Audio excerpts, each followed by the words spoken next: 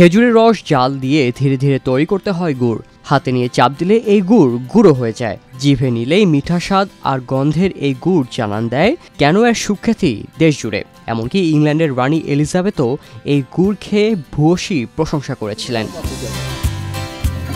অন্যান্য খেজুরের গুড় যেখানে 400 থেকে 800 টাকায় পাওয়া যায়, সেখানে হাজারি গুড়ের দাম কেজি প্রতি 1800 টাকা।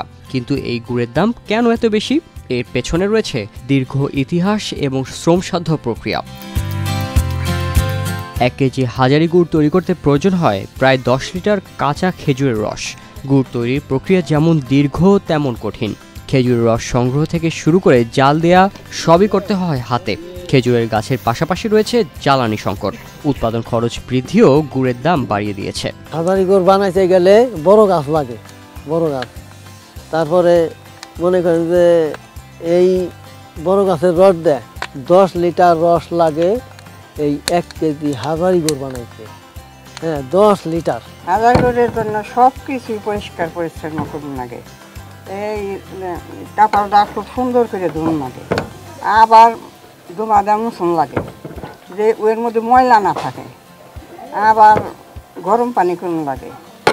তারপরে রসটা জ্বালান করবো, তার মধ্যে যেন একটু ছাই ছাতা কিচ্ছু না যায়, এত পরিষ্কার। হাজারি গুড় তৈরির জন্য আমাদের যে কাজটা করতে হয় সেটা হলো যে অনেক দিন পর পর কাটা লাগে।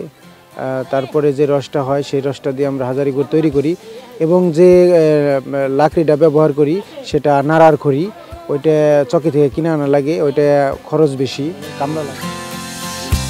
একসময় হরিরামপুর উপজেলার ঝিটকা এলাকার শতাধিক পরিবার এই হাজারি গুড় তৈরির সঙ্গে যুক্ত ছিল, কিন্তু এখন মাত্র 20 থেকে 25টি পরিবার এই পেশায় টিকে আছেন। অন্যান্য গুড়ের চাইতে এই গুড়ের গুণগত মানটা অনেক বেশি বৃদ্ধি।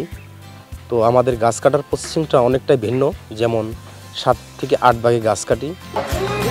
হাজারি গুড় প্রবাসী বাংলাদেশিদের হাত ধরে পৌঁছে গেছে বিভিন্ন দেশে।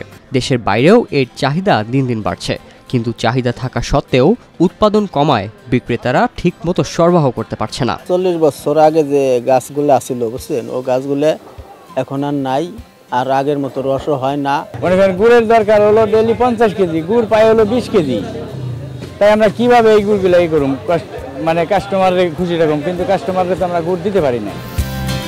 হাজারি গুড়ের অস্তিত্ব টিকিয়ে রাখতে নানা উদ্যোগ নিয়েছে জেলা প্রশাসন। সেই সাথে ঐতিহ্যবাহী এই গুড়কে জিআই পণ্য হিসেবে স্বীকৃতি লাভের চেষ্টা অব্যাহত রয়েছে বলে জানান জেলা প্রশাসক। বাজারে হাজারি গুড়ের নামে যাতে কোনো ভেজাল হাজারি গুড় বা নকল হাজারি গুড় না আসতে পারে, ভোক্তাগণ যাতে প্রতারিত হতে না পারে, সেই জন্যে আমাদের নিয়মিত মনিটরিং এবং অভিযান চলমান আছে। জানা যায় 200 বছর আগে ঝিটকা এলাকার শিকদার পাড়ার মোহাম্মদ হাজারি নামের এক ব্যক্তি এই গুড়ের প্রবর্তক। তার নামানুসারেই এই গুড়ের নাম দেয়া হয়েছে হাজারি গুড়।